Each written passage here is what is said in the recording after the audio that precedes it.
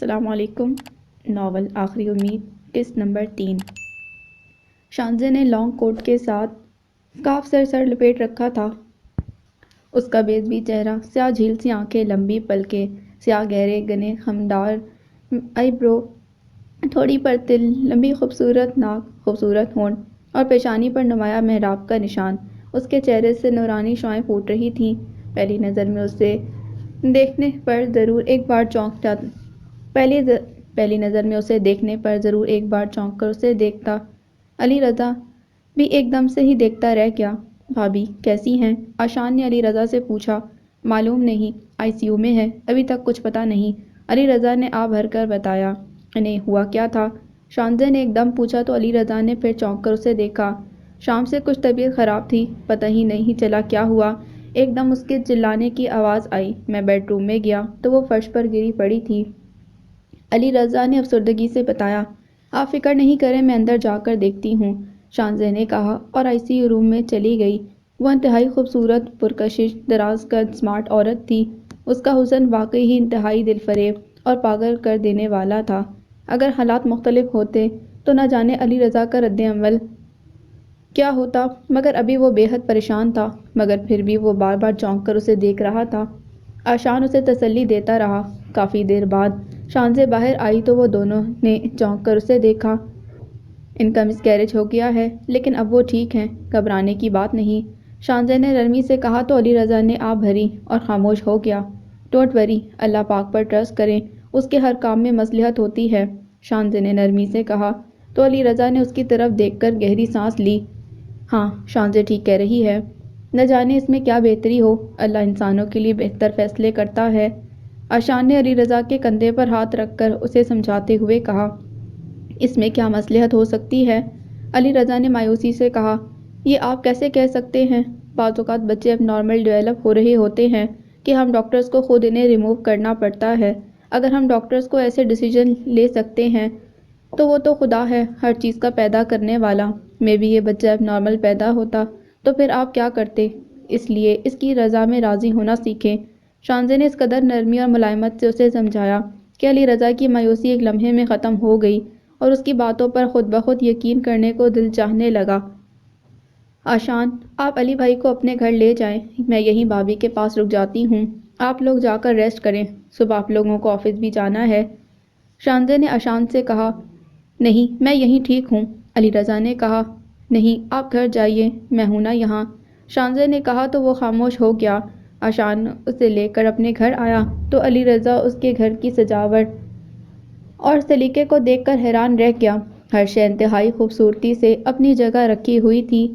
بڑی بڑی Islamic paintings جن میں خوبصورت خطاطی ہوئی تھی، سیرامک شیلڈرز، پورے گھر میں خوبصورت اسلامی تاثر نمایاں ہوتا تھا۔ اس کے بچے سو رہے تھے۔ آشان نے علی کو کھانا کھلایا اور اسے گیسٹ روم میں سلا دیا۔ علی رضا خود بھی کافی تھکا ہوا تھا، اسے بھی ہوش نہ رہا اور وہ صبح تک سوتا رہا۔ آشان نے بچوں کو ناشتہ کروا کر اسکول بھجوا دیا اور پھر علی کو اٹھایا۔ پری کی طبیعت اب کیسی ہے؟ کیا بھابی کا فون آیا تھا؟ علی رضا نے جلدی سے پوچھا۔ ہاں، وہ بالکل ٹھیک ہیں، آج ہاسپٹل سے ڈسچارج ہو جائیں گی، شانزے نے ہاسپٹل سے چھٹی لی ہے، وہ ان کو گھر لے کر چلی جائے گی، آشان نے کہا۔ تھینک یو یار، تم نے اور بھابی نے میری بہت مدد کی ہے، علی رضا نے تشکرانہ لہجے میں کہا۔ کم آن یار، اب آفس چلنے کی تیاری کریں، آج بہت اہم میٹنگ ہے، یاد ہے نا ڈائریکٹر جنرل کے ساتھ، میں نے اسی لیے کہا تھا کہ ہم لوگ بہت بزی ہوں گے، وہ ہاسپٹل سے چھٹی لے لے، اب پلیز جلدی کریں، آشان نے کہا تو علی جلدی سے واش روم میں چلا گیا۔ شانزے پری کی خود کیئر کرتی رہی اور اسے ہاسپٹل سے لے کر ان کے گھر گئی۔ پری اس کو حیرت سے دیکھتی رہی، اس کا کیئر کرنے کا انداز اسے چونکا رہا تھا۔ وہ ہر 2 منٹ بعد پری کو اسمائل دے کر تسلی دیتی۔ گھبرانے کی بات نہیں، آپ بالکل ٹھیک ہیں، بس تھوڑی سی کیئر کرنی ہے، بی بریو، جرنلسٹوں بہت بولڈ ہوتے ہیں، شانزے کی تسلی پر وہ مسکرا دیتی۔ اسے بیڈ روم میں لٹانے کے بعد وہ کچن میں اس کے لیے سوپ بنانے گئی تو کچن کے فرش پر سالن بکھرا پڑا تھا۔ اس نے خود ساری صفائی کی، اس کے لیے سوپ بنا کر لائی، سوپ پلانے کے بعد اسے میڈیسنز کھلا کر سلا دیا۔ پھر وہ علی اور آشان کا انتظار کرنے لگی، کیونکہ وہ پری کو اکیلا چھوڑ کر نہیں جانا چاہتی تھی۔ فریج میں کھانا رکھا تھا، وہ قدرے فارغ تھی تو ادھر ادھر گھر کا جائزہ لینے لگی۔ اسے ان کا گھر بہت پھیکا اور بے رنگ سا محسوس ہو رہا تھا، جیسے کسی شے کی بہت کمی ہو۔ گو کہ قیمتی چیزوں کی آرائش سے وہ بہت خوبصورت لگ رہا تھا، مگر پھر بھی کسی شے کے کھوکھلے پن کا احساس ہو رہا تھا۔ اسے کچھ سمجھ میں نہیں آ رہا تھا۔ وہ مختلف کمروں میں جھانکتی ہوئی اوپر اسٹڈی روم میں گئی، کیونکہ اسے کتابیں پڑھنے کا بہت شوق تھا۔ اسٹڈی روم بہت اچھے انداز سے ڈیکوریٹ ہوا تھا۔ زیادہ تر جرنلزم بکس تھیں، کچھ علی رضا کے پروفیشن سے متعلقہ بھی تھیں، لیکن کتابوں کی کلیکشن سے محسوس ہو رہا تھا کہ پری اسٹڈی روم کو زیادہ استعمال کرتی تھی۔ ایک کارنر میں کمپیوٹر اور پرنٹر رکھا ہوا تھا۔ شانزے کچھ کتابیں نکال کر دیکھنے لگی تو کچھ کتابوں کے پیچھے اسے ایک دو مختلف کتابیں نظر آئیں۔ وہ چونک گئی اور انہیں نکال کر دیکھا تو حیران رہ گئی۔ وہ پارسی مذہب سے متعلق تھیں۔ یہ کتابیں یہاں کون پڑھتا ہے؟ اس نے حیرت سے سوچا۔ ممکن ہے کچھ لوگ بک ریڈنگ کے شوقین ہوتے ہیں تو وہ مختلف مذاہب کی کتابیں پڑھتے ہیں۔ اکثر گھرانوں میں اس نے بائبل بھی دیکھی تھی، لیکن پارسی مذہب کی کتابیں بہت کم دیکھنے میں آئی تھیں۔ کہیں یہ لوگ… وہ گہری سوچ میں ڈوب گئی اور کتابیں نکال کر ادھر ادھر دیکھتی رہی، پھر واپس رکھ دیں اور خود نیچے آ گئی۔ اس کا ذہن الجھ سا گیا۔ وہ نیچے آ کر بھی مشکوک نظروں سے ادھر ادھر دیکھتی رہی۔ پری ابھی تک سو رہی تھی۔ ظہر کی نماز کا وقت ہوا تو وہ نماز پڑھنے کے لیے جائے نماز تلاش کرتی رہی، مگر اسے کہیں جائے نماز نہ ملا۔ اس کا شک یقین میں بدلنے لگا۔ ہر مسلم گھرانے میں کہیں نہ کہیں کسی الماری یا کونے میں جائے نماز مل ہی جاتا ہے، اور ان کے گھر میں ایسی کوئی چیز نہیں مل رہی تھی۔ اس نے پریشان ہو کر ایک چادر بچھائی اور اس پر نماز پڑھنے لگی۔ وہ ابھی نماز سے فارغ نہیں ہوئی تھی کہ علی اور آشان گھر میں داخل ہوئے۔ شانزے لاؤنج میں چادر بچھا کر اپنے کوٹ اور اسکارف سمیت نماز پڑھنے میں مصروف تھی۔ علی رضا اسے دیکھ کر ایک دم ٹھٹکا۔ اس کے چہرے پر نورانی شعاعیں پھوٹ رہی تھیں۔ اس کی طرف دیکھنا اس کے لیے محال ہو گیا۔ اس نے جلدی سے منہ پھیر لیا۔ شانزے نے جلدی سے نماز پڑھ کر چادر سمیٹی اور آشان کی طرف دیکھ کر مسکراتے سلام کیا۔ وہ بھی مسکرا دیا۔ یہ کیا شانزے، کیا تمہیں جائے نماز نہیں ملا؟ تم چادر پر نماز پڑھ رہی تھی؟ آشان نے اس کے ہاتھ میں چادر دیکھ کر پوچھا۔ ہاں، میں نے جائے نماز کافی تلاش کیا، مگر شاید ان کے گھر میں جائے نماز نہیں ہے یا پھر مجھے ملا ہی نہیں۔ شانزے نے معنی خیز انداز میں علی رضا کی طرف دیکھتے کہا تو وہ بری طرح بوکھلا گیا۔ وہ صلاح الدین نے کہیں رکھا ہوگا، وہ چھٹی پر ہے۔ علی رضا نے بری طرح بوکھلا کر جواب دیا۔ پھر آپ اور بھابھی کیسے نماز پڑھتے ہیں؟ آشان نے چونک کر پوچھا تو علی بری طرح بوکھلا کر خاموش ہو گیا۔ پری کی طبیعت اب کیسی ہے؟ علی رضا نے جلدی سے بات گول کرتے ہوئے پوچھا۔ وہ اب ٹھیک ہیں، لیکن وہ کافی زیادہ ٹینشن میں ہیں۔ ٹینشن کی وجہ سے ہی ان کو چکر بھی آ گیا، اور یہ سب اسی وجہ سے ہوا، شانزے نے کہا۔ یار آپ انہیں ٹینشن کیا دے رہے ہیں؟ آشان نے حیرت سے پوچھا۔ ٹینشن؟ نہیں، ہمارے درمیان تو ایسی کوئی ٹینشن کی بات نہیں۔ پری اور میں اچھی لائف گزار رہے ہیں اور ہم دونوں ایک دوسرے سے بہت محبت کرتے ہیں، کوئی ایسا کلیش بھی نہیں، علی رضا نے وضاحت دی۔ ضروری نہیں کہ کوئی ٹینشن دکھائی دے، بعض اوقات بہت سی باتیں اندر ہی اندر انسان کو ڈسٹرب کرتی ہیں۔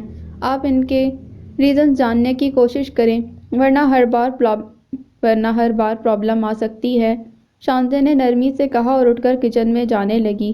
کہاں جا رہی ہو؟ آشان نے پوچھا۔ آپ لوگ فریش ہو جائیں، میں کھانا لے کر آتی ہوں، شانزے نے جواب دیا۔ آشان اور علی رضا اٹھ کر واش روم میں گئے، منہ ہاتھ دھو کر واپس آئے۔ شانزے ٹرالی میں کھانا لے کر آئی اور بہت سلیقے سے ڈائننگ ٹیبل پر لگایا۔ علی رضا اس کی ہر حرکت سے متاثر ہوا۔ کھانا کھانے کے بعد وہ کچن میں گئی۔ سارے کچن کو صاف کر کے برتن سمیٹ کر علی رضا کو پری کے بارے میں ضروری ہدایات دے کر وہ آشان کے ساتھ واپس گھر چلی گئی۔ آشان گاڑی ڈرائیو کر رہا تھا اور شانزے خاموش تھی۔ کیا بات ہے، اتنی خاموش کیوں ہو؟ آشان نے اس سے پوچھا۔ آشان، کیا یہ لوگ مسلمز ہیں؟ شانزے نے حیرت سے پوچھا۔ کیا مطلب؟ Ali Raza, I am sure وہ مسلمز ہیں، لیکن تم کیوں پوچھ رہی ہو؟ آشان نے حیرت سے پوچھا۔ مجھے کچھ شک سا پڑا ہے، اس نے جواب دیا۔ تمہیں جائے نماز نہیں ملا اس لیے؟ آشان نے مسکرا کر کہا۔ نہیں، مجھے قرآن پاک بھی کہیں نہیں ملا، بلکہ پارسی مذہب کی بکس ملی ہیں، اسی لیے، شانزے نے گہری سانس لیتے جواب دیا۔ واٹ، یہ کیا کہہ رہی ہو؟ آئی ڈونٹ بلیو اٹ، آشان نے پریشان ہو کر کہا۔ کیا تمہیں کبھی علی رضا کے بارے میں کچھ شک ہوا ہے؟ شانزے نے پوچھا۔ نہیں، لیکن ہماری کبھی ریلیجس ایشو پر بھی بات نہیں ہوئی، آشان نے جواب دیا۔ تو شانزے خاموش ہو گئی۔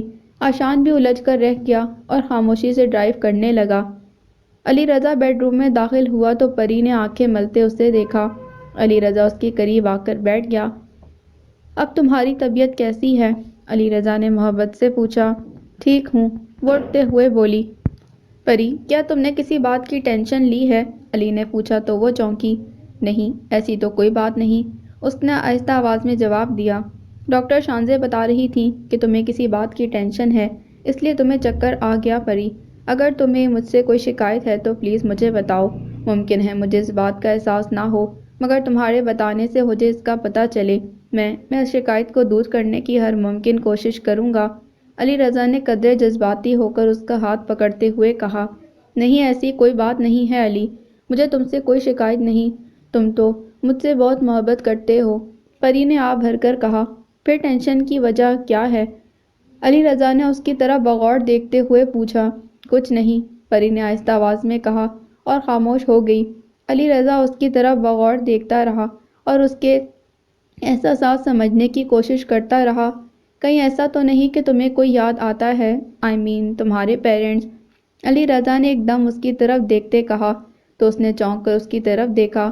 ہم اپنے ماضی کو اپنے آپ سے کاٹ کر پھینک چکے ہیں، اس لیے اس کو دہرانے کا کوئی فائدہ نہیں، پری نے ٹھوس لہجے میں کہا تو علی رضا خاموش ہو گیا۔ میں تمہارے کھانے کے لیے کچھ لے کر آتا ہوں، علی رضا نے قدرے توقف کے بعد کہا اور اٹھ کر چلا گیا۔ اس کے جانے کے بعد پری پھوٹ پھوٹ کر رونا شروع ہو گئی۔ علی، میں تمہیں کیسے بتاؤں کہ ان دنوں مجھے مما کتنی یاد آتی رہی ہیں، شاید وہ بھی مجھے اتنا ہی یاد کرتی ہوں گی، لیکن میں تمہارے سامنے اس لیے ان کا ذکر نہیں کرتی کہ ہم نے اپنے پیرنٹس سے کٹ آف کر لیا ہے، انہیں بھلانے کی کمٹمنٹ کی ہے۔ اگر میں اپنی مما کا ذکر کروں تو تم بھی اپنی اماں جان کی طرف جاؤ گے، مجھے کبھی قبول نہیں کریں گی اور ریجیکشن کی یہ اذیت مجھ سے برداشت نہیں ہوگی۔ میں کیا کروں؟ ساری زندگی ہمیں اپنے خول میں اسی طرح بند رہ کر گزارنی ہے، ہمارے لاوے اندر ہی اندر پگھلتے رہیں گے۔ میں جانتی ہوں کہ تم بھی اپنے پاس اپنی اماں جان کو کبھی نہیں بھلا پائے اور نہ ہی میں بھلا پاؤں گی، مگر ہم ایک دوسرے کی فیلنگز کو کبھی شیئر نہیں کر سکیں گے۔ پری بیڈ پر بیٹھی کتنی دیر آنسو بہاتی رہی۔ علی رضا اس کے لیے دودھ اور کارن فلیکس لے کر آیا۔ صلاح الدین کہاں ہے؟ تم کیوں لائے ہو؟ پری نے چونک کر پوچھا۔ اس کی بہن کی شادی ہے، 2 دن کی چھٹی پر گیا ہے، اور تمہارے لیے یوں کام کرنا مجھے اچھا لگ رہا ہے، علی رضا نے مسکرا کر کہا تو اس نے بھی دھیرے سے مسکرا کر اس کی طرف دیکھا اور دودھ پینے لگی۔ علی رضا محبت سے اس کی طرف دیکھتا رہا۔ پری، وعدہ کرو تمہیں مجھ سے جو بھی شکوہ ہوگا یا تمہیں میری کوئی بات بھی ہرٹ کرے گی تم مجھ سے چھپاؤ گی نہیں، علی رضا نے محبت سے اس کے چہرے پر ہاتھ پھیر کر اس کے بالوں کو سنوارتے کہا تو پری نے مسکرا کر اس کا ہاتھ اپنے ہاتھوں میں لے لیا۔ I love you too much، اس نے اس کے ہاتھ کو چومتے کہا اور سسکیاں بھرنے لگی۔ کم آن یار، کیوں رو رہی ہو؟ علی نے محبت سے اسے اپنے ساتھ لگاتے کہا۔ علی، کیا ہم اولاد سے محروم رہیں گے؟ ہمارا پہلا بیبی، وہ سسکی بھرتے ہوئے بولی۔ ارے ایسے کیوں کہہ رہی ہو؟ ڈاکٹر شانزے کہہ رہی تھیں اس میں بھی اللہ کی کوئی مصلحت ہوگی، علی کے منہ سے نادانستہ نکلا۔ پری نے چونک کر اسے دیکھا تو علی ایک دم خاموش ہو گیا۔ کیا ڈاکٹر شانزے سے تمہاری پہلے بھی ملاقات ہوئی ہے؟ پری نے اچانک سوال کیا۔ نہیں، تمہاری طبیعت خراب ہوئی تو پھر میں نے آشان کو فون کیا تو وہ اسے لے کر پہلے گھر آئے، پھر ہاسپٹل پہنچ گئے، علی رضا نے صاف گوئی سے بتایا۔ پری اس کی بات سن کر خاموش ہو گئی۔ لیکن تم کیوں پوچھ رہی ہو؟ علی رضا نے ایک دم چونک کر اس سے پوچھا۔ یوں ہی، اس نے آہستہ سے جواب دیا اور پھر خاموش ہو گئی۔ آشان اس کی بہت تعریفیں کرتا ہے، علی نے مسکرا کر کہا۔ پری پھر بھی خاموش رہی۔ اور میرا خیال ہے وہ واقعی ہی تعریف کے قابل ہے، بہت کمپیٹنٹ اور ایکٹیو عورت ہے۔ میں اس کے گھر کا سیٹ اپ دیکھ کر حیران رہ گیا، یار ہر چیز ویل مینٹینڈ اور آرگنائزڈ ہے۔ علی رضا نان سٹاپ اس کی تعریفیں کر رہا تھا اور پری کے چہرے کے تاثرات بدل رہے تھے۔ اب میں کچھ دیر کے لیے ریسٹ کرنا چاہتی ہوں، اس نے بیڈ پر لیٹتے ہوئے کہا۔ اوکے، اب تم ریسٹ کرو، مجھے بھی کچھ آفس ورک کرنا ہے، اوپر اسٹڈی میں جا رہا ہوں، علی رضا نے اس کو کمبل اڑاتے ہوئے کہا۔ اوپر اسٹڈی میں کیوں؟ پری ایک دم بوکھلا کر بولی، کمپیوٹر اور پرنٹ اوپر ہے نا؟ علی رضا نے جواب دیا، نہیں، تم لیپ ٹاپ پر کام کر لو، اگر مجھے تمہاری ضرورت پڑ گئی تو پھر میں کیسے اوپر آؤں گی؟ ڈاکٹر نے سیڑھیاں چڑھنے سے منع کیا ہے۔ پری نے جلدی سے بہانہ بناتے کہا، اچھا تو یہ بات ہے، اوکے، میں پرنٹس بعد میں لے اچھا تو یہ بات ہے، اوکے، میں پرنٹس بعد میں لے لوں گا۔ علی رضا نے گہری سانس لیتے جواب دیا، تو پری نے بھی سکون کی سانس لی۔ علی رضا باہر صوفے پر بیٹھ کر کام کرنے لگا اور پری مضطرب سی بیڈ پر کروٹیں بدلتی رہی۔ فاطمہ چوں چوں بڑی ہو رہی تھی، اماں جان کی آنکھوں کا تارا بنتی جا رہی تھی۔ اچھے کپڑوں، اچھی خوراک اور اچھے ماحول و تربیت کا اثر اور رنگ اس پر صاف دکھائی دیتا تھا۔ صنوبر اپنے دوسرے بچوں کے ساتھ اسے ملنے آئی تو اسے دیکھ کر دنگ رہ گئی۔ صنوبر بھی گاؤں میں رہتی تھی، اچھا گھر بار تھا، مگر اس کے بچوں میں وہ رنگ دکھائی نہیں دیتا تھا جو 4 ماہ کی فاطمہ میں دکھائی دے رہا تھا۔ صنوبر اسے دیکھ کر بہت خوش ہو رہی تھی اور بار بار اسے پیار کر رہی تھی۔ آپا، یہ تو میری فاطمہ لگ ہی نہیں رہی، سچی۔ اگر میرے پاس ہوتی تو مومنہ اور سہیل کی طرح ہی ہوتی، سخت شکلوں سے ہی پکے پینڈو لگتے ہیں۔ صنوبر نے کہکا لگاتے ہوئے فاطمہ کو چومتے کہا، بھئی ہم بھی تو پینڈو ہی ہیں نا، گاؤں میں ہی رہتے ہیں۔ اماں جان نے بھی مسکرا کر جواب دیا، لیکن آپ اس کی تربیت شہری بچوں کی طرح کر رہی ہیں۔ اصل میں یہ آپ کی تربیت کا ہی رنگ ہے جو فاطمہ میں دکھائی دے رہا ہے۔ صنوبر نے مسکرا کر جواب دیا، پتہ نہیں میری تربیت کا کیا رنگ ہے، علی رضا میں تو وہ رنگ دکھائی نہیں دیا۔ اماں جان نے ایک دم سنجیدگی سے جواب دیا، ہاں آپا، کیا علی رضا کا کچھ پتہ چلا؟ صنوبر نے چونک کر پوچھا، نہیں، کہاں سے پتہ چلنا ہے، نہ جانے وہ کہاں ہوگا، میں اسے یاد بھی آتی ہوں گی یا نہیں۔ اماں جان نے ایک دم اپنی نم آنکھوں کو صاف کرتے ہوئے کہا، وہ خیریت سے ہے۔ اس کے منہ سے نادانستہ نکلا تو اماں جان چونکی، تمہیں کیسے پتا؟ اماں جان نے حیرت سے پوچھا۔ میں بابا جان کی طرف گئی تھی تو صغیر بھائی بابا جان کو بتا رہے تھے کہ شاید علی رضا کراچی چلا گیا ہے، ان کے کسی دوست نے انہیں بتایا تھا۔ صنوبر نے رازدارانہ انداز میں انہیں بتایا، کراچی؟ تو اس نے وہ شہر بھی چھوڑ دیا جس کی خوشبو اور ہوا میں یہاں بیٹھی محسوس کرتی تھی؟ اماں جان نے سسکی بھر کر کہا، صغیر بھائی بتا رہے تھے اس کی نوکری وہاں لگ گئی ہے۔ صنوبر نے پھر بتایا، اور کیا بتا رہے تھے؟ اس کا کوئی اتا پتہ، فون نمبر یا ایڈریس، کچھ تو انہیں معلوم ہوگا؟ اماں جان نے متجسس ہو کر پوچھا۔ پتہ نہیں، ہو سکتا ہے انہیں معلوم ہو، مگر میں نہیں جانتی۔ صنوبر نے صاف گوئی سے بتایا تو اماں جان کا ذہن کہیں کھوسا گیا۔ پھر صنوبر جتنی دیر بیٹھی رہی، اماں جان کا ذہن کہیں الجھا رہا اور جیسے ہی وہ شام کو گئی، انہوں نے فوراً صغیر احمد کو فون کیا اور اس سے علی رضا کے بارے میں پوچھنے لگیں۔ علی رضا ٹھیک تو ہے نا، خوش ہے نا وہ؟ اماں جان نے جلدی سے پوچھا۔ میری اس سے بات تو نہیں ہوئی، کسی دوست کے ذریعے معلومات ملی ہیں کہ وہ کراچی چلا گیا ہے، صغیر احمد نے بتایا۔ کیا اس کا کوئی نمبر بھی اس نے دیا ہے؟ اماں جان نے پھر پوچھا۔ نہیں، اور نہ ہی میں نے اس سے کہا ہے، صغیر احمد نے جواب دیا۔ صغیر احمد، اس کا کوئی نمبر تو لو، میں بس اس کی آواز سننا چاہتی ہوں، وہ قدرے جذباتی انداز میں بولیں۔ ٹھیک ہے، میں کوشش کرتا ہوں، اگر اس کا کوئی نمبر مل گیا تو پھر میں آپ کو بتا دوں گا، صغیر احمد نے تسلی دیتے ہوئے کہا اور فون بند کر دیا۔ اماں جان کے دل میں ایک امید سی پیدا ہوئی، ورنہ 3-4 ماہ سے اس سے کوئی رابطہ نہیں ہوا تھا۔ اس نے اپنے موبائل کی سم بھی بدل لی تھی، وہ امریکہ میں ہوتا تھا تو ہر روز فون کرتا، اور اب پاکستان میں رہ کر وہ ان سے بہت دور چلا گیا تھا۔ اس کی جدائی کا غم انہیں ہر وقت اندر ہی اندر تکلیف دیتا رہتا تھا۔ یہ تو فاطمہ کی وجہ سے ان کی توجہ بڑھ گئی تھی، اگر فاطمہ نہ ہوتی تو وہ شاید مر ہی جاتی۔ جب بھی علی رضا یاد آتا تو اس کے ساتھ یہ بھی یاد آتا کہ اس نے اپنے مذہب کی پرواہ کیے بغیر غیر مسلم عورت پیرنٹ سے شادی کی تھی، یہ بات انہیں اور زیادہ اذیت دیتی۔ علی رضا اس عورت کو چھوڑ کر کبھی نہیں آئے گا، اس بات کا بھی انہیں یقین تھا، اور جب تک وہ عورت ان دونوں کے درمیان رہے گی وہ کبھی مل نہیں سکیں گے۔ کبھی کبھی انہیں اس عورت کو دیکھنے اور اس سے ملنے کی حسرت ہوتی جس کی محبت اتنی گہری اور شدید تھی کہ اس کے لیے علی رضا نے اپنی ساری پرانی محبتوں کی قربانی دے دی تھی۔ اس عورت کی محبت کے سامنے اس نے کسی کی محبت کی پرواہ نہیں کی۔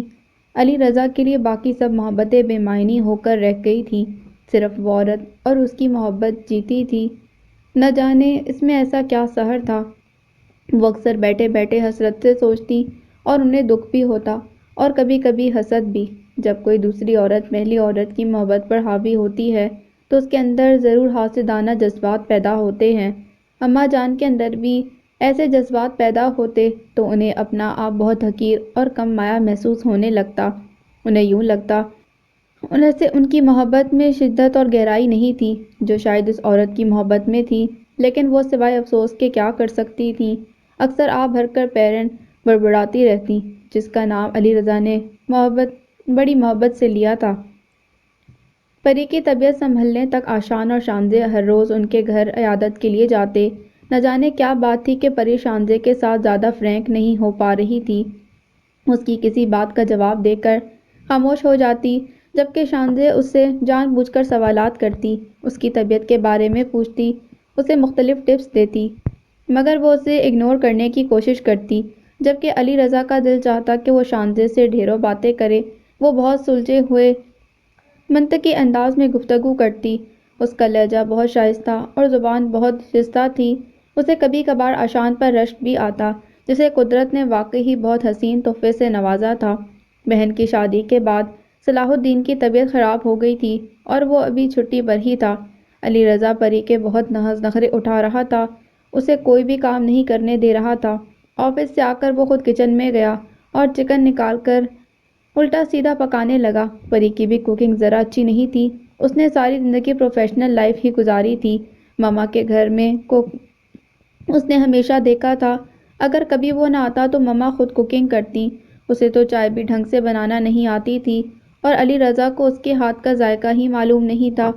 علی رضا کو چکن بنانے میں بہت پرابلم ہو رہی تھی۔ وہ پری کے پاس ترکیب پوچھنے آیا تو وہ بھی الٹا سیدھا بتاتی۔ علی رضا نے جلدی سے لیپ ٹاپ آن کیا، اس میں سے چکن ریسیپی دیکھ کر چکن بنانے لگا۔ لیپ ٹاپ کچن میں شیلف پر اس کے پاس ہی پڑا تھا۔ وہ اس میں سے پڑھ پڑھ کر چکن جلفریزی بنا رہا تھا کہ آشان اور شانزے آ گئے۔ کچن میں کچھ جلنے کی بو آ رہی تھی۔ شانزے جلدی سے کچن کی طرف بھاگی۔ علی رضا چمچ ہاتھ میں پکڑے لیپ ٹاپ پر ترکیب پڑھنے میں مصروف تھا، جبکہ چولہے پر پین میں چکن جل چکا تھا۔ شانزے اسے دیکھ کر کھلکھلا کر ہنس دی۔ اسے ہنستے دیکھ کر علی رضا نے چونک کر اسے دیکھا اور دیکھتا ہی رہ گیا۔ آپ کی کھنکدار ہنسی میں نہ جانے کیسا زہر تھا۔ اس کی کھنکدار ہنسی میں نہ جانے کیسا زہر تھا کہ وہ دم بخود اسے دیکھتا رہ گیا۔ آپ پیچھے ہٹے، میں پکا دیتی ہوں۔ ویسے آپ کیا پکا رہے ہیں؟ شانزے نے آگے بڑھ کر پین میں جھانکتے ہوئے پوچھا۔ وہ چکن جلفریزی، وہ آنکھیں پھیر کر بمشکل بولا اور جلدی سے اپنے ہاتھ سے چھری اس کے سامنے شیلف پر یوں رکھ دی۔ کوئی اپنے سامنے ہتھیار کسی کے سامنے ڈال کر بے بس ہو جاتا ہے۔ آپ آشان کے پاس بیٹھیں، میں بھی کھانا پکا کر لاتی ہوں۔ شانزے نے مسکرا کر کہا اور کوکنگ میں مصروف ہو گئی۔ علی رضا قدرے بوکھلایا آشان کے پاس آ گیا۔ اسے دیکھ کر آشان ہنسنے لگا۔ اچھا تو آج آپ شیف بنے ہوئے ہیں؟ ایروناٹیکل انجینئر سے کوکنگ تک کا سفر کیسا رہا؟ آشان نے ہنستے پوچھا۔ بہت برا یار، کوکنگ کرنا کتنا مشکل کام ہے، مجھے اس کا اندازہ آج ہوا ہے۔ علی رضا نے ٹیشو پیپر سے اپنا چہرہ صاف کرتے ہوئے کہا۔ اور پھر تمہیں بھابھی سے اور زیادہ محبت محسوس ہوتی ہوگی، جو تمہارے لیے نئی نئی ڈشز بناتی ہوں گی۔ آشان نے مسکراتے ہوئے کہا۔ نہیں یار، پری نے تو کبھی مجھے چائے بنا کر بھی نہیں پلائی، صلاح الدین ہی سب کام کرتا ہے۔ علی رضا نے منہ بنا کر کہا۔ اوہ ریئلی، کیا بھابھی کو کوکنگ کا شوق نہیں؟ آشان نے حیرت سے پوچھا۔ آئی ڈونٹ نو، لیکن اس کے پاس ٹائم ہی نہیں ہوتا، صبح سے رات گئے تک آفس میں ہوتی ہے۔ شی is very much busy. Ali Raza نے گہری سانس لیتے کہا۔ یار، شانزے بھی تو بہت بزی رہتی ہے، لیکن میرے لیے اور بچوں کے لیے کوکنگ وہ خود کرتی ہے۔ جانتے ہو کیوں؟ اس لیے کہ مرد کے دل میں جگہ اور محبت پیدا کرنے کے لیے عورت کو اس کے پیٹ کے راستے سے ہی گزرنا پڑتا ہے۔ آشان نے ہنستے جواب دیا۔ کیا مطلب؟ میں سمجھا نہیں۔ علی رضا نے حیرت سے پوچھا۔ مطلب یہ کہ جو عورت اچھے اچھے کھانے پکا کر اپنے ہسبینڈ کو کھلاتی ہے، وہ اس سے زیادہ محبت کرنے لگتا ہے۔ آشان نے ہنستے ہوئے کہا اور اسی لمحے شانزے ٹرالی میں کھانا لے کر آ گئی۔ ڈائننگ ٹیبل پر اس نے کرینے سے کھانا لگایا اور دونوں کو کھانے کے لیے بلایا۔ خود پری کو بلانے چلی گئی۔ پری کی طبیعت آج پہلے سے بہتر تھی۔ وہ واش روم سے ڈریس چینج کر کے نکلی تو اسے دیکھ کر چونک گئی۔ پری نے ٹراؤزر کے ساتھ سلیو لیس ٹاپ پہن رکھی تھی۔ اس کے بازو، بغلیں اور پیٹ بری طرح رنگے ہو رہے تھے۔ پلیز آ کر کھانا کھا لیں، سب کھانے کے لیے آپ کا ویٹ کر رہے ہیں، شانزے نے اپنے آپ کو نارمل کرتے ہوئے کہا۔ مجھے بھوک تو نہیں، لیکن اوکے، آپ لوگوں کو جوائن نہ کرنا بھی ٹھیک نہیں، پری نے اس انداز میں کہا کہ شانزے کو محسوس ہوا جیسے وہ ان پر احسان کرنے جا رہی ہو۔ شانزے خاموش رہی اور پری اس کے ساتھ باہر آ گئی، ڈائننگ ٹیبل پر علی کے ساتھ بیٹھ گئی۔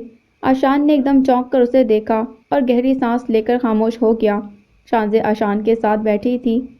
اس نے فل سلیو کوٹ کے ساتھ سکارف لے رکھا تھا۔ سب خاموشی سے کھانا کھانے لگے۔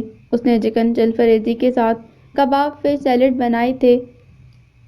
بھابھی، کھانا تو آپ نے بہت مزے کا بنایا، میں نے ایسی جلفریزی کبھی نہیں کھائی، علی رضا نے شانزے کی تعریف کرتے کہا تو پری ایک دم چونک کر اسے دیکھنے لگی اور منہ بنا کر کھانا کھانے لگی۔ پری، تم بھی جلفریزی ٹیسٹ کرو، علی رضا نے باؤل اس کی طرف بڑھاتے کہا۔ نہیں، مجھے زیادہ بھوک نہیں، اس نے منہ بنا کر جواب دیا۔ ایک دم باہر سے کتے کی بھونکنے کی آوازیں آنے لگیں۔ اس کو کیا ہوا ہے؟ پری حیرت سے بڑبڑائی۔ سندل خان باہر ہی ہے، وہ دیکھ لے گا، تم آرام سے کھانا کھاؤ، علی رضا نے کہا مگر کتا بدستور چلا رہا تھا۔ میں دیکھتی ہوں۔ پری اٹھ کر باہر جانے لگی تو اس کا سارا پیٹ ننگا ہو رہا تھا۔ علی رضا کو بھی ایک دم پری کا یہ ڈریس بہت برا لگا مگر وہ خاموش رہا۔ آشان اور شانزے نے ایک دوسرے کو دیکھا اور خاموشی سے کھانا کھانے لگے۔ تھوڑی دیر بعد وہ چھوٹے سے سفید لمبے بالوں والے کتے کو بغل میں دبائے اندر داخل ہوئی اور آ کر ڈائننگ ٹیبل پر بیٹھ گئی۔ اسے گود میں بٹھا لیا۔ ٹامی کو بھی بھوک لگ رہی ہے، ان فیکٹ اتنے دنوں سے اس نے میرے ساتھ کھانا نہیں کھایا، اسی لیے مجھے مس کر رہا تھا، پری نے کہا اور اپنی پلیٹ میں روٹی کے ٹکڑے ڈال کر اسے کھلانے لگی۔ شانزے کے چہرے پر خفگی کے تاثرات نمایاں ہو رہے تھے۔ اس نے آشان کی طرف ایک ٹک دیکھا مگر خاموش رہی۔ ٹامی کے منہ سے رال بہہ رہی تھی اور اس نے آگے جھپٹ کر اس کی پلیٹ میں زبان پھیری۔ پری نے محبت سے اس کے سر پر ہاتھ پھیرا۔ سو سویٹ، میرے ٹامی کو اتنی بھوک لگی ہے، پری نے اسے چومتے ہوئے کہا تو اس کی رال پری کے ہاتھوں پر گرنے لگی۔ شانزے کو اکائی سی آنے لگی اور وہ منہ پر ہاتھ رکھ کر واش روم کی طرف بھاگی۔ آشان کو بھی غصہ آنے لگا۔ شانزے کو کیا ہو گیا ہے؟ پری نے حیرت سے پوچھا۔ بھابھی، شانزے بہت صفائی پسند ہے اور پیٹ چاہے کتنے بھی صاف رکھے جائیں ناپاک ہی ہوتے ہیں، آئی تھنک ہمیں پاکی اور پلیدی کا خیال رکھنا چاہیے، آشان نے گہری سانس لیتے ہوئے کہا اور اٹھ کر وہاں سے چلا گیا۔ علی رضا کو بھی شرمندگی سی محسوس ہوئی۔ پری کو ایک دم بہت غصہ آیا اور وہ علی کو غصے سے گھورتی پاؤں پٹکتی کتے کو پکڑ کر وہاں سے چلی گئی۔ اپنے کمرے میں جا کر زور سے دروازہ بند کر لیا۔ سوری یار علی، آپ یہ سب کیسے برداشت کرتے ہیں؟ اتنی ناپاکی، آپ کے تو کھانے کے برتن ہی پاک نہیں، شانزے کو اگر یہ سب معلوم ہوتا تو وہ کبھی کھانا ہی نہ کھاتی۔ آپ لوگ مسلمز ہیں؟ آشان نے نرمی سے مگر قدرے خفگی سے کہا تو علی رضا شرمندگی سے نظریں چرانے لگا۔ شانزے واش روم سے باہر نکلی، اس کی آنکھیں اور ناک سرخ ہو رہی تھیں۔ آشان پریشان ہو کر اس کی طرف بڑھا۔ Are you okay? آشان نے اس کے قریب آ کر پوچھا۔ علی رضا بھی پریشانی سے ہونٹ کاٹتے اسے دیکھنے لگا۔ آشان پلیز گھر چلیں، شانزے نے بامشکل کہا اور باہر کی طرف بھاگی۔ آشان بھی اس کے پیچھے چلا گیا۔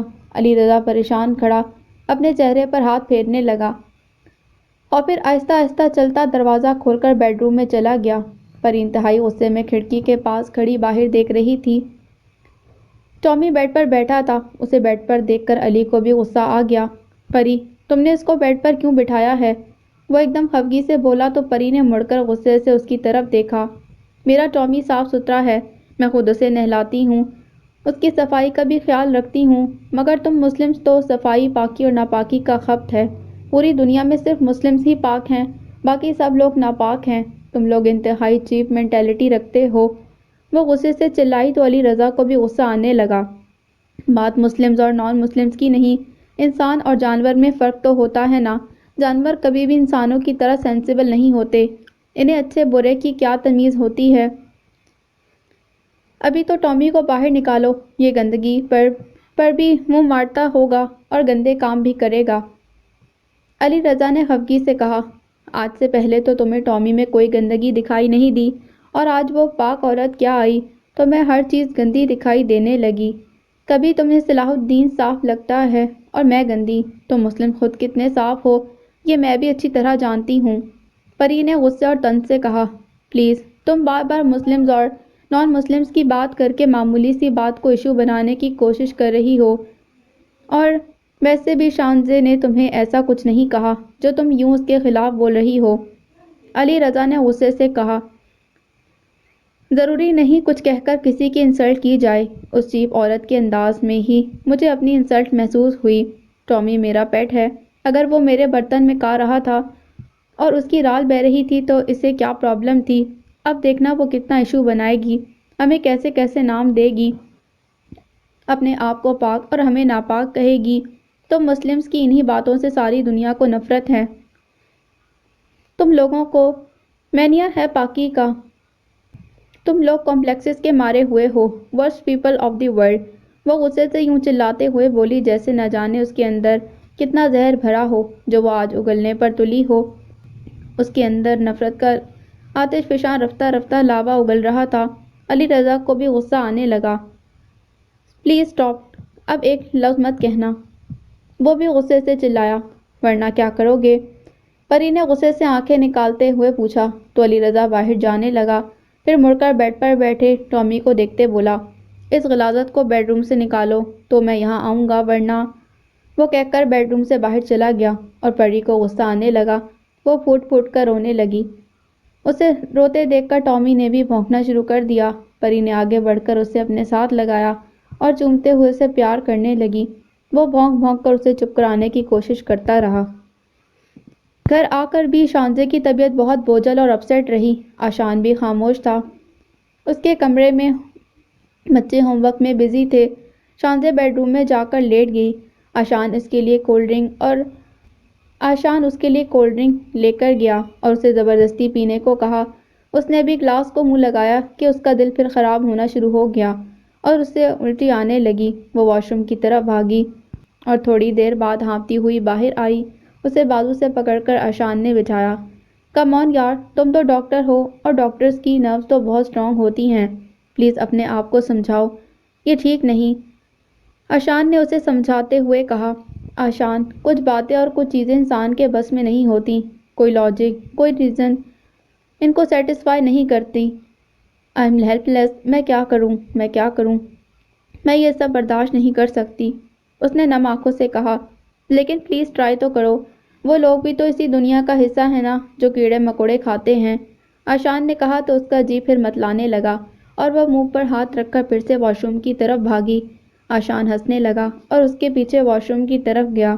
دروازے میں کھڑا ہو کر اسے دیکھتا رہا اور مسکراتا رہا، تمہارا دل مضبوط کرنے کے لیے مجھے ایک دن تمہارے سامنے کاکروچ، چھپکلیاں اور مینڈک لانے پڑیں گے۔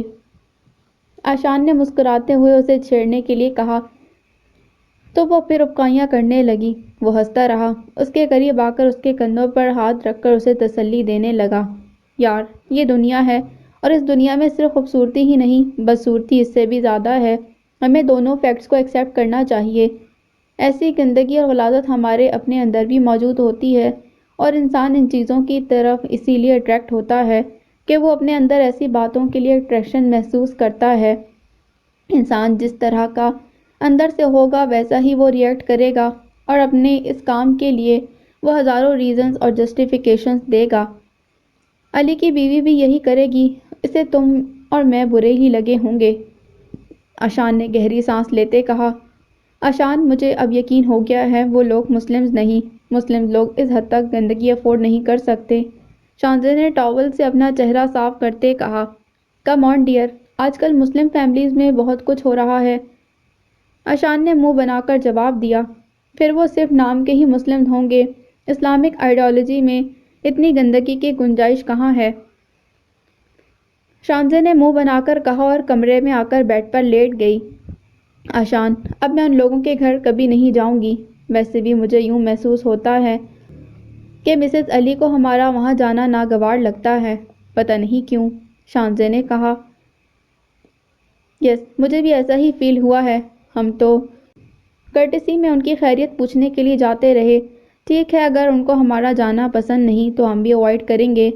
آشان نے گہری سانس لیتے جواب دیا تو شانتی اس کی بات سن کر خاموش ہو گئی اور بیڈ پر لیٹ کر آنکھیں بند کر سونے کی کوشش کرنے لگی۔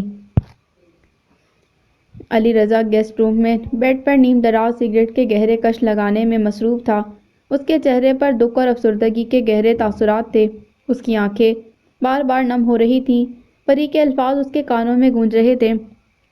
تم مسلمز کی انہی باتوں سے ساری دنیا کو نفرت ہے۔ تم لوگوں کو مینیا ہے پاکی کا۔ تم لوگ کمپلیکسز کے مارے ہوئے ہو۔ Worst people of the world. Ali Raza کے چہرے کے تاثرات بدلنے لگے۔ مسلمز کو برا کہتے ہوئے کیا پری کو میری ذات دکھائی نہیں دی؟ میں اسے کتنی محبت کرتا ہوں۔ مسلم سے نفرت کرتے ہوئے میری ذات کو بھی بھول جاتی ہے اور میری محبت کو بھی۔ انسان جس کے ساتھ محبت کرتا ہے اس کی برائی بھی اچھائی لگنے لگتی ہے، اور پری کو نفرت میں میری کوئی اچھائی یاد نہیں رہتی۔ وہ بار بار مسلم کے طعنے دیتی ہے مجھے۔ اس کا مطلب ہے کہ وہ ہم مسلم سے شدید نفرت کرتی ہے، تو پھر وہ مجھ سے محبت کیسے؟ میں نے اپنا سب کچھ داؤ پر لگا کر اس سے محبت کی اور اس سے محبت نبھانے کی کوشش کر رہا ہوں، مگر وہ نفرت اپنے دل میں دبائے بیٹھی ہے۔ ابھی ہماری شادی کو چند ہی ماہ ہوئے ہیں اور پری کا ایٹیٹیوڈ یہ ہے۔ اگر یہ روٹین یوں ہی رہی تو زندگی کا سفر کیسے کٹے گا؟ علی رضا نے آہ بھر کر سوچا اور گہرے کش لگاتا کمرے میں چکر لگانے لگا۔ اسی ٹینشن میں وہ ساری رات سو نہ سکا۔ صبح دیر سے اٹھا، جلدی سے ڈریس چینج کیا اور بغیر ناشتہ کیے آفس چلا گیا۔ اس کے چہرے پر ٹینشن، آنکھوں سے رت جگہ کے اثرات نمایاں تھے۔ آنکھیں شاید رونے کی وجہ سے سرخ ہو رہی تھیں، شب بیداری سے۔ آشان سے ملتے ہی اس نے نظریں چرا لیں اور وہاں سے چلا گیا۔ اسے دیکھ کر آشان کو دکھ سا محسوس ہوا۔ وہ اپنے اپنے چیمبرز میں چلے گئے اور آفس ورک میں بزی رہے۔ ٹی بریک میں کیفیٹیریا میں علی اور آشان ہمیشہ اکٹھے ہی چائے پیتے تھے، مگر آج علی ایک کونے میں کسی اور آفیسر کے ساتھ بیٹھا تھا۔ آشان نے یک ٹک اسے دیکھ کر گہری سانس لی اور کیفیٹیریا سے باہر نکل گیا۔ اس نے بھی یہ بات محسوس کی مگر خاموش رہا۔ آفس ٹائم ختم ہونے کے بعد آشان علی کے چیمبر میں گیا تو وہ بھی آفس سے باہر نکل رہا تھا۔ علی، مجھے آپ سے کچھ باتیں کرنی ہیں، آشان نے گہری سانس لیتے کہا تو علی نے کوئی جواب نہ دیا اور کچھ سوچتے ہوئے صوفے پر بیٹھ گیا۔ علی، کیا آپ ہم سے ناراض ہیں؟ آشان نے اس کی طرف بغور دیکھتے ہوئے پوچھا۔ یار، شانزے نے جیسے ری ایکٹ کیا، پری کو اس سے اپنی بہت انسلٹ محسوس ہوئی۔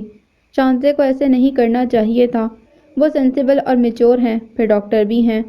علی خفگی سے منہ بنا کر بولا، اور وہ ایک سینسیٹیو انسان بھی ہیں۔ اللہ تعالیٰ نے انسان کی جو نیچر بنائی ہے اس کو سدھارنے کے لیے کبھی کبھی دنیا کی ساری لاجک ختم ہو جاتی ہیں۔ وہ کسی کو اپکائی کرتے ہوئے دیکھ کر اپکائیاں کرنے لگتی ہے اور وہ اس پرابلم میں ہیلپ لیس ہے۔ وہ بہت نازک احساسات کی مالک ہے۔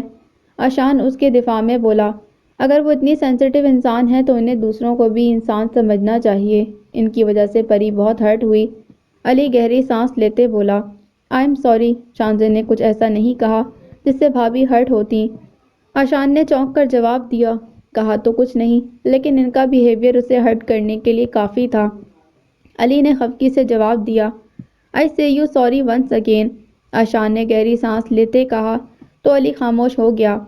بائی دا وے علی، کیا آپ پیٹس کو اپنے برتنوں میں اپنے ساتھ کھانا کھلانے کو یا اپنے بیڈ پر اپنے ساتھ سلانے کو ٹھیک سمجھتے ہیں؟ آشان نے قدرے توقف کے بعد اس کی طرف دیکھتے ہوئے سوال کیا۔ اپنی افیکشن کی بات ہے۔ کوئی انسانوں کے ساتھ زیادہ اٹیچ ہوتا ہے، کوئی پلانٹس کے ساتھ، کوئی اینیملز کے ساتھ اور کوئی پیٹس کے ساتھ۔ آپ کسی کو محبت کرنے سے روک تو نہیں سکتے۔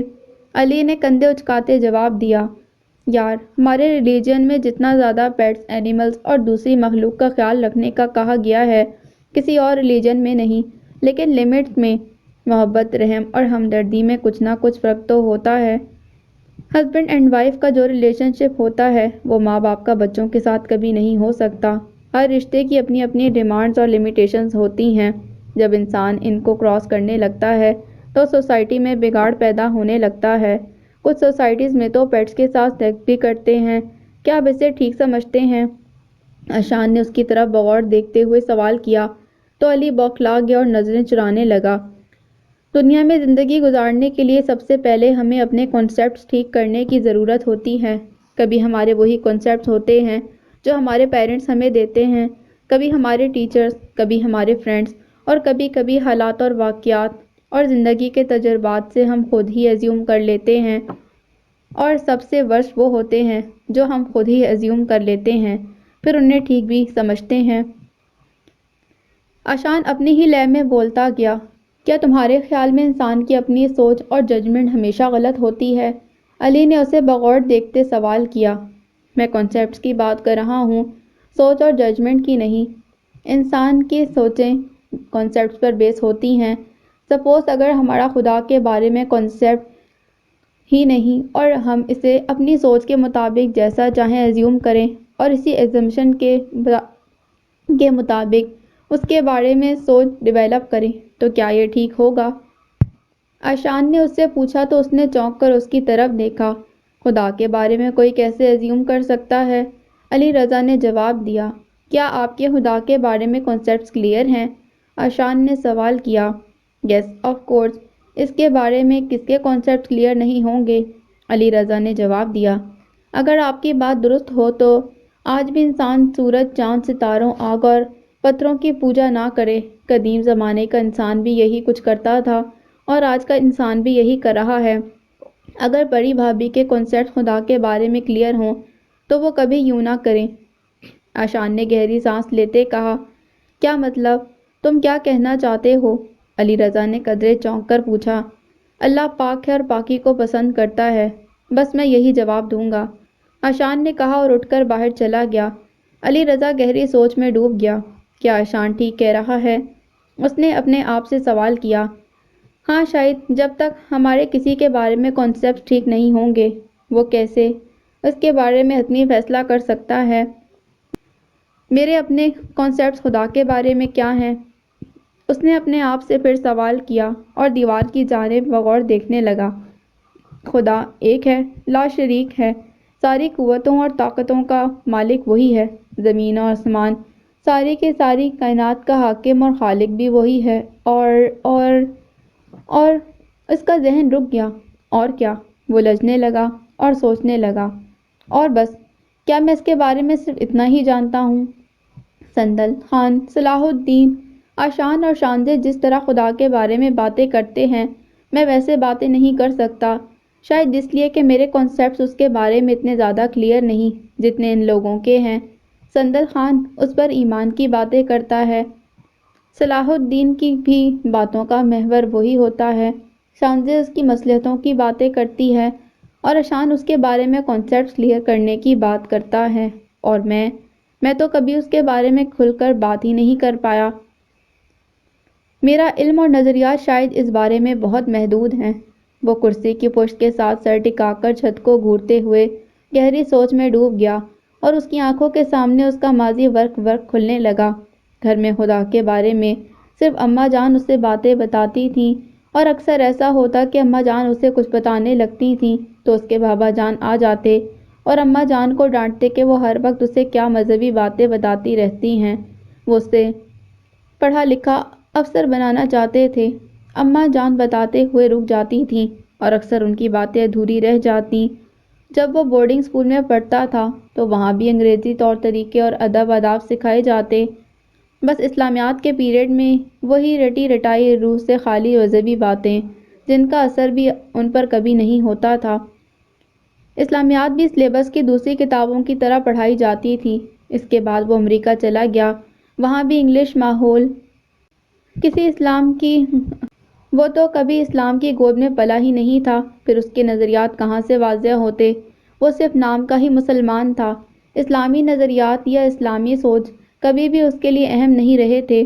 اچھی، خوشحال، کامیاب زندگی اس کے لیے اہم تھی، اور وہ اپنی ساری جدوجہد ان چیزوں کو پانے کے لیے کرتا تھا جن کو پا کر وہ مطمئن زندگی گزار سکے۔ لیکن اب اس کے پاس سب کچھ تھا، وہ ایک کامیاب اور خوشحال زندگی گزار رہا تھا، اس کے پاس کسی شے کی کمی نہیں تھی۔ پھر بھی اس کے اندر کیوں خلاصہ پیدا ہونے لگا، کسی چیز کی کمی کا احساس ہوتا تھا۔ پہلے وہ سمجھتا شاید اماں جان اس سے خفا ہوئی ہیں، اور ان سے قطع تعلق ہوئی ہیں۔ شاید اس بات کا تعلق وہ اپنے اندر محسوس کرتا ہے، لیکن رفتہ رفتہ اس نے اپنے دل کو سمجھا لیا کہ اپنی خوشیوں کو حاصل کرنے کا اسے پورا حق ہے۔ اماں جان اپنی بھرپور زندگی گزار چکی ہیں اور اب اسے بھی اپنی مرضی سے گزارنے دیں۔ اپنے آپ کو سمجھانے کے بعد وہ مطمئن ہو گیا۔ پھر اچانک اس واقعے کے بعد اس کے اندر پھر ہلچل مچ گئی تھی، اس لیے بے چینیاں بڑھنے لگی تھیں اور آشان کی باتوں کے بعد تو اور زیادہ مضطرب ہو گیا۔ وہ اٹھ کر چکر لگانے لگتا، پھر بیٹھ جاتا اور اپنے آپ کو سمجھاتا، مگر آج اس کا دل کسی طرح بھی کچھ سمجھنے میں نہیں پا رہا تھا۔ وہ دل پر یوں ہی بوجھ سا لیے آفس سے باہر نکلا اور لانگ ڈرائیو پر نکل گیا۔ صلاح الدین صبح علی رضا کے آفس جانے کے بعد کام پر واپس آ گیا۔ پری گھر پر ہی ریسٹ کر رہی تھی۔ صلاح الدین کچن میں مصروف ہو گیا۔ پری دیر سے اٹھی تو اس نے اسے ناشتہ بنا کر دیا۔ اس کے بعد وہ پھر لیٹ گئی۔ ٹامی اس کے پاس کبھی بیڈ پر چھلانگیں لگاتا، کبھی اس کے پاؤں چاٹتا اور کبھی فرش پر انگڑائیاں لیتا، اچھل کود کرتا۔ اس کی حرکتوں پر مسکرا کر اسے دیکھتی اور محبت سے اپنے ساتھ لگا کر چمکارتی۔ صلاح الدین جب بھی کمرے میں آیا تو ٹامی کی حرکتوں سے اس کے چہرے پر ناگواری کے تاثرات ابھرتے، مگر وہ خاموش رہا۔ صلاح الدین ٹامی کو لے جاؤ اور اسے نہلا دو، پری نے ٹامی کو صلاح الدین کی طرف دھکیلتے کہا۔ کیا میں سے نہلاؤں؟ صلاح الدین نے حیرت سے پوچھا۔ ہاں، اس میں کیا پرابلم ہے؟ پری نے خفگی سے پوچھا۔ بیگم صاحب، مجھے نماز پڑھنی ہے اور میرے پاس صرف 2 جوڑے ہیں، ایک دھونا ہے، اسے نہلا کر میں اپنا لباس ناپاک نہیں کرنا چاہتا۔ صلاح الدین نے ناگواری سے منہ بنا کر کہا تو پری کو ایک دم غصہ آ گیا اور اس کا پارا ہائی ہو گیا۔ تم لوگوں کو پاکی اور ناپاکی کا بھوت چمٹ گیا ہے، تم سب پاگل نہیں جنونی ہو گئے ہو۔ ایک معصوم جانور کو ناپاک کہتے تم لوگوں کو شرم آنی چاہیے۔ اپنے آپ کو آئینے میں دیکھو، تم سے تو یہ صاف ستھرا ہے، پری نے غصے سے چلاتے کہا تو صلاح الدین نے چونک کر اس کی طرف دیکھا اور اس کی آنکھیں بھیگنے لگیں۔ پکڑو اسے اور جا کر نہلاؤ، مجھ سے فضول بحث کرنے کی کوئی ضرورت نہیں، اگر جاب کرنی تو ٹھیک ہے ورنہ چھٹی کرو، پری نے غصے سے چٹکی بجاتے کہا تو صلاح الدین کو بھی غصہ آ گیا۔ مجھے بھی یہاں نوکری نہیں کرنی جہاں جانوروں کی انسانوں سے زیادہ عزت ہو، صلاح الدین نے منہ بنا کر کہا تو پری کو مزید غصہ آ گیا۔ تمہاری اتنی جرأت، مجھ سے تکرار کرنے لگے ہو؟ پری نے زور سے تھپڑ اس کے منہ پر مارا تو صلاح الدین ہکا بکا رہ گیا۔ وہ اپنے گال پر ہاتھ رکھ کر روتا لاؤنج سے باہر نکلنے لگا تو سندل خان اسے دیکھ کر چونکا۔ اے صلاح الدین، تجھے کیا ہوا ہے؟ کیا مار کھائی ہے؟ کیسے بلیوں کی طرح آوازیں نکال کر رو رہا ہے؟ سندل خان نے مسکراتے چھیڑنے کے انداز میں کہا۔ صاحب کو بتا دینا میں نوکری چھوڑ کر جا رہا ہوں، وہ روتے ہوئے بولا۔ ارے یار، ہوا کیا ہے؟ کچھ بتا تو صحیح، سندل خان نے اس کا ہاتھ پکڑ کر پوچھا۔ بیگم صاحب نے مجھے بہت بے عزت کیا اور تھپڑ بھی مارا ہے، اب میں یہاں بالکل نہیں رکوں گا، صلاح الدین نے اپنی نم آنکھوں کو رگڑتے ہوئے کہا۔ کیا اس نے تم کو تھپڑ مارا؟ سندل خان نے اپنے منہ پر ہاتھ رکھ کر ہلکی سی چیخ نکالی اور صلاح الدین کی طرف حیرت سے دیکھنے لگا۔ ہاں، اور بے عزت بھی کیا ہے سندل خان، اس گھر میں ہم انسانوں سے زیادہ کتے بلیاں اچھے ہیں، ان کی عزت ہے ہماری نہیں، صلاح الدین نے روتے ہوئے بتایا اور باہر جانے لگا۔ صلاح الدین، یوں صاحب کو بتائے بغیر مت جاؤ، وہ اچھا نہیں سمجھے گا، یارا رک جاؤ، اس کو ساری بات بتا کر پھر چلے جانا، سندل خان نے اسے سمجھاتے ہوئے کہا۔ نہیں صاحب جی، مجھے روکنے کی کوشش کریں گے مگر اب میں یہاں بالکل نہیں رکوں گا، میں جا رہا ہوں، صلاح الدین کہہ کر تیزی سے چلتا باہر چلا گیا اور سندل خان پریشانی سے اسے دیکھتا رہا۔ پری انتہائی غصے میں چلاتی باہر آ گئی۔ سندل خان مزید پریشان ہو کر اسے دیکھنے لگا۔ صلاح الدین کہاں ہے؟ پری نے غصے سے پوچھا۔ وہ تو ابھی بھی چلا گیا، سندل خان نے رک رک کر اسے بتایا۔ کہاں؟ اس نے غصے سے پوچھا۔ وہ نوکری چھوڑ کر چلا گیا ہے، سندل خان نے گہری سانس لے کر بتایا۔ اچھا ہوا چلا گیا، ہمیں بھی ایسے بدتمیز نوکروں کی ضرورت نہیں۔ وہ غصے میں سندل خان کے ساتھ باتیں کر رہی تھی کہ علی رضا کی گاڑی کا ہارن سنائی دیا۔ سندل خان نے بھاگ کر گیٹ کھولا تو پری کو باہر کھڑے دیکھ کر حیران ہونے لگا۔ اس نے گاڑی سے باہر نکل کر سندل خان کو دیکھا اور پری کو نظر انداز کرتے سندل خان سے باتیں کرنے لگا۔ کیا بات ہے سندل خان؟ علی رضا نے حیرت سے پوچھا۔ صاحب جی وہ کیا بتاؤں، صلاح الدین کا مغز خراب ہو گیا ہے، وہ نوکری چھوڑ کر چلا گیا ہے اور بہت روتے ہوئے گیا ہے، سندل خان نے آہستہ آواز میں کہا تو علی رضا بری طرح چونکا۔ صلاح الدین چلا گیا؟ مجھے بتائے بغیر کیسے جا سکتا ہے وہ؟ اسے آفس کی طرف سے اپوائنٹ کیا گیا ہے، اس کے یوں چلے جانے سے میری انکوائری ہوگی، علی رضا نے پریشانی سے کہا۔ اگر کوئی حد سے زیادہ بدتمیزی کرنے لگے تو اس کا چلے جانا ہی بہتر ہے، پری نے منہ پھیر کر غصے سے جواب دیا۔ صلاح الدین اور بدتمیزی، وہ تو بہت ہمدرد انسان ہے، علی رضا بڑبڑایا۔ تو پھر میں کیا بکواس کر رہی ہوں، تم نے ہی ملازموں کو سر چڑھا رکھا ہے، اس لیے وہ میری بات نہیں سنتے، پری غصے سے کہہ کر اندر چلی گئی۔ سندل خان بات کیا ہوئی ہے؟ علی رضا نے اس سے پوچھا تو وہ اسے وہی کچھ بتانے لگا جو صلاح الدین نے اسے بتایا۔ اس نے صلاح الدین کا موبائل نمبر ملایا مگر وہ آف جا رہا تھا۔ میں اسے دیکھتا ہوں۔ علی رضا گاڑی میں بیٹھ کر واپس چلا گیا اور سندل خان بھی پریشان ہو کر گیٹ کے باہر چکر لگانے لگا۔ صلاح الدین سائیکل چلاتا اپنی بستی کی طرف جا رہا تھا۔ علی رضا کافی رفتار سے گاڑی چلاتا اس کے قریب آیا اور اسے رکنے کو کہا۔ صلاح الدین اسے دیکھ کر بری طرح چونکا۔ صاحب آپ؟ وہ حیرت سے چلایا۔ ہاں، تو مجھے بتائے بغیر گھر چھوڑ کر کیوں آ گئے ہو؟ علی رضا نے گاڑی سے باہر نکل کر اس سے نرمی سے پوچھا۔ صاحب جس گھر میں میری بے عزتی ہو میں وہاں نہیں رہ سکتا، بیگم صاحبہ نے ٹامی کو نہ نہلانے پر مجھے تھپڑ مارا ہے۔ صاحب ٹامی کو نہلانے سے میرے کپڑے ناپاک ہو جاتے اور میں نماز بھی نہیں پڑھ سکتا تھا، صلاح الدین نے سسکی بھر کر اسے بتایا۔ اوہ تو یہ بات ہے صلاح الدین، دیکھو بیگم صاحبہ کے ساتھ ایک پرابلم ہو گئی ہے جس سے وہ چڑچڑی ہو گئی ہے، مجھ سے بھی خفا ہو گئی تھی۔ علی رضا نے اسے ساری بات تفصیل سے بتائی تو صلاح الدین کو سن کر بہت دکھ ہوا۔ اس لیے صلاح الدین تم اس کی باتوں پر غصہ نہ کیا کرو اور چلو شاباش میرے ساتھ گھر واپس چلو، علی رضا اسے سمجھاتے ہوئے بولا۔ جی صاحب جیسا آپ کہتے ہیں، آپ چلیں میں بھی آپ کے پیچھے آتا ہوں، وہ تابعداری سے بولا۔ شکریہ، اور علی رضا مسکراتا گاڑی میں بیٹھ کر چلا گیا۔ صلاح الدین نے بھی اس کے پیچھے اپنی سائیکل موڑ لی۔ علی رضا گھر پہنچا تو سندل خان شدت سے اس کا منتظر تھا۔ اس کو دیکھتے ہی جلدی سے اس نے گیٹ کھولا۔ علی رضا نے گاڑی پارک کی تو وہ بھاگتا اس کے پاس آیا۔ کیا صلاح الدین؟ سندل خان نے استفہامیہ انداز میں پوچھا۔ ہاں وہ بھی آ رہا ہے، علی رضا کہہ کر قدرے تھکے ہوئے انداز میں لاؤنج میں داخل ہوا تو ٹامی کو صوفے پر دیکھ کر لاؤنج سے باہر نکل کر سندل خان کو قدرے بلند آواز میں پکارنے لگا۔ سندل خان دوڑتا ہوا آیا۔ سندل خان اس کو پکڑو اور باہر باندھ دو اور آئندہ میں اسے گھر کے اندر نہ دیکھوں، اور واپس آ کر صوفے کو اچھی طرح صاف کرو، بلکہ یوں کرو اب اس کو ادھر سے اٹھا دو۔ علی رضا غصے میں سندل خان کو ہدایت دیتا رہا۔ پری پیچھے کھڑی اس کی باتیں سن کر غصے میں آ گئی۔ سندل خان ٹامی کو گھسیٹتا باہر لے گیا۔ چھوڑو اسے، کیسے کھینچ رہے ہو؟ تمہیں اتنی بھی تمیز نہیں کہ جانوروں کے ساتھ اتنی سختی سے پیش نہیں آتے، ظالم انسان، ہٹو پیچھے، میں خود اسے لے کر جاتی ہوں۔ پری نے ٹامی کو گود میں اٹھایا اور اسے پیار کرتے باہر لے گئی۔ صاحب جی جس گھر میں کتا ہو وہاں رحمت کے فرشتے نہیں آتے، سندل خان نے کہا تو علی رضا نے چونک کر اس کی طرف دیکھا۔ پلیز اب ایسی باتیں پری کے سامنے مت کرنا، علی رضا نے منہ بنا کر کہا۔ صاحب جی یہ تو حدیث پاک ہے، کیا بیگم صاحبہ اللہ اور اس کے رسول صلی اللہ علیہ وآلہ وسلم کی باتوں پر ایمان نہیں رکھتی؟ سندل خان نے پھر کہا تو علی رضا نے بوکھلا کر اس کی طرف دیکھا۔ پلیز یہ صوفہ ادھر سے اٹھاؤ اور جاؤ یہاں سے، علی رضا نے اسے کہا اور خود بیڈ روم میں چلا گیا۔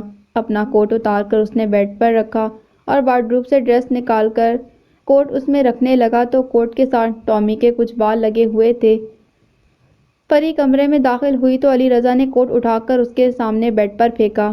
یہ دیکھو میرا سارا کوٹ گندا ہو گیا ہے، ٹامی کے بال لگے ہیں اس پر، کیا ضرورت تھی اسے بیڈ پر لٹانے کی؟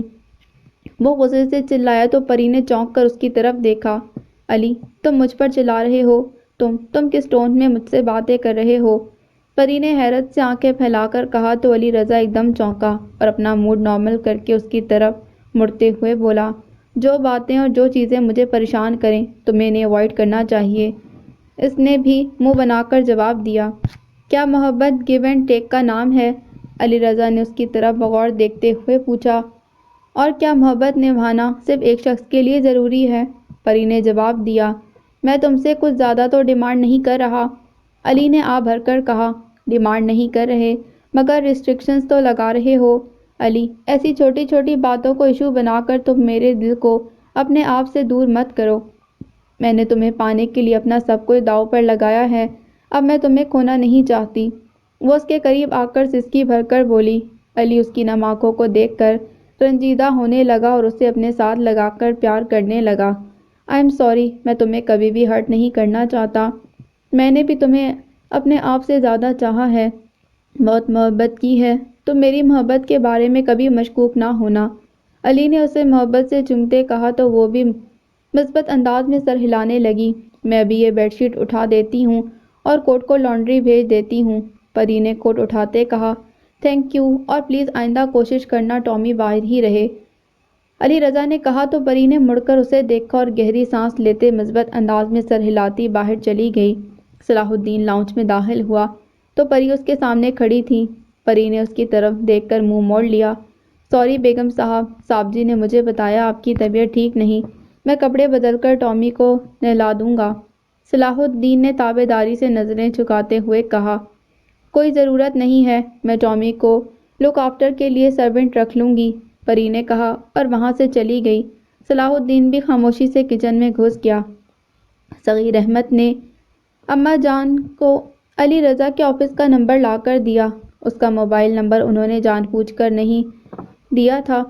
نمبر لے کر وہ خوشی سے پھولے نہ سما رہی تھیں۔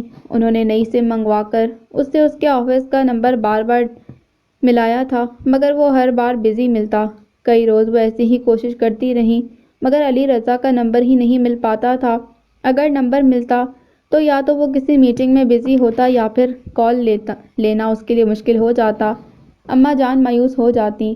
انہوں نے پھر صغیر احمد سے کہہ کر اس کے گھر کا نمبر لیا اور ڈرتے ڈرتے انہوں نے ایک شام اس کا نمبر ملایا۔ فون پری نے اٹھایا۔ اماں جان نے اس کی آواز سن کر فون بند کرنے لگی، یہ سوچ کر کہ شاید کہیں اور نمبر مل گیا ہے۔ انہوں نے پھر نمبر ملایا تو پھر پری نے ہی فون اٹھایا۔ کیا پرابلم ہے؟ کون ہیں آپ؟ کیوں بات نہیں کر رہے؟ وہ قدرے جھنجھلا کر بولی اور اماں جان نے گہری سانس لی اور خاموشی سے فون بند کر دیا۔ یقیناً یہ وہی عورت ہے جس کے لیے علی رضا نے اپنی ماں کو چھوڑا ہے۔ ایک انجانی سی کسک ان کے دل میں پیدا ہونے لگی اور اندر ہی اندر انہیں شدید ڈپریشن محسوس ہونے لگا۔ حویلی کی ملازمائیں ان سے بار بار پوچھتیں اور وہ طبیعت کی ناسازی کا بہانہ بنا کر اپنے کمرے میں چلی گئیں۔ کیا مجھے اس عورت سے نفرت یا پھر حسد محسوس ہونے لگا ہے جو میرے علی رضا کی زندگی ہے، اس کی خوشی ہے اور شاید اب اس کا سب کچھ وہی ہے۔ دانستہ ان کی آنکھوں سے آنسو بہتے رہے۔ محبت میں دوئی برداشت نہیں ہوتی تو مذہب میں دوئی کیسے چل رہی ہے؟ علی رضا نے دو کشتیوں میں قدم رکھا ہے اور دونوں مخالف سمتوں میں جا رہی ہیں۔ کیا علی رضا اس عورت کے ساتھ اپنی زندگی خوش اور مطمئن گزار رہا ہے؟ وہ کتنی دیر بیٹھی یہی سوچتی رہیں اور آنسو بہاتی رہیں اور پھر جب پری جھنجھلا کر فون پر بات کر رہی تھی، اماں جان نے فون بند کر دیا تو اسی لمحے علی رضا کمرے میں سے نکل کر لاؤنج میں آیا۔ پری کے ہاتھ میں ریسیور تھا اور اس کا موڈ آف تھا۔ کس کا فون سن کر تمہارا موڈ آف ہو رہا ہے؟ علی رضا نے پوچھا۔ ڈم کال ہے، کوئی بات نہیں کر رہا، پری نے خفگی سے ریسیور کریڈر پر رکھتے کہا۔ لاؤ میں دیکھتا ہوں کس نمبر سے کال آ رہی ہے۔ اس نے نمبر دیکھا تو اسے انجان لگا مگر اس نے نمبر ڈائل کیا۔ کافی زیادہ بیلز کے بعد اماں جان نے ریسیور کان سے لگا کر رندی آواز کے ساتھ کہا، ہیلو، جسے علی رضا پہچان نہ سکا۔ ہیلو جی، کون ہیں آپ؟ علی رضا نے کہا تو اماں جان حیرت اور خوشی سے بے قابو ہونے لگیں۔ خوشی سے ان کے منہ سے آواز ہی نہیں نکل رہی تھی۔ پڑتے جذبات سے لبریز آواز کے ساتھ انہوں نے بولنا چاہا مگر بول نہ پائیں۔ علی نے ہیلو ہیلو کہہ کر ریسیور آف کر دیا۔ اماں جان کی آنکھوں سے اشکوں کی برسات شروع ہو گئی تھی۔ کیا اسے ذرا بھی محسوس نہیں ہوا کہ یہ آواز اس کی ماں کی ہے؟ اس کا ذہن میری طرف گیا ہی نہیں، شاید اس لیے کہ اس کے دل میں ماں کی محبت کبھی گہری اور شدید نہیں رہی، نہ ماں سے محبت، نہ خدا سے محبت اور نہ ہی اس کے دین کے لیے کوئی جذباتی لگاؤ